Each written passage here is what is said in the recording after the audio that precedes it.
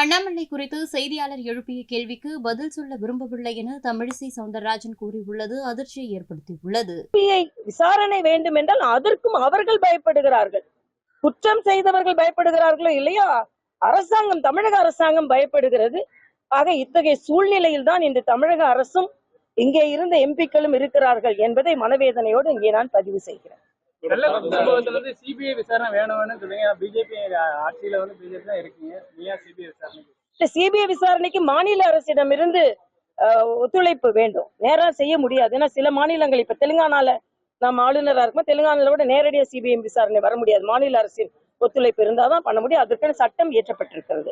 Madam, இவங்க அண்ணாமலை அவங்க 4 மாசம் அதை பற்றி கருத்து நான் சொல்லலப்பா. ஏன்னா கட்சி கருத்து எதுவும் நான் சொல்லல. மத்திய ஆட்சி கருத்து, தமிழக ஆட்சி கருத்து நான் சொல்லிட்டேன். கூட்டணி எல்லாம் அடுத்தது மாற்றங்கள் இல்ல, அது எல்லாமே கொள்கை ரீதியாக பின்னால் முடிவெடுக்கப்படும். செய்திகளை உள்ளது உள்ளபடி தெரிந்து கொள்ள ரெஃப்ளெக்ட் நியூஸை சப்ஸ்கிரைப் பண்ணுங்க.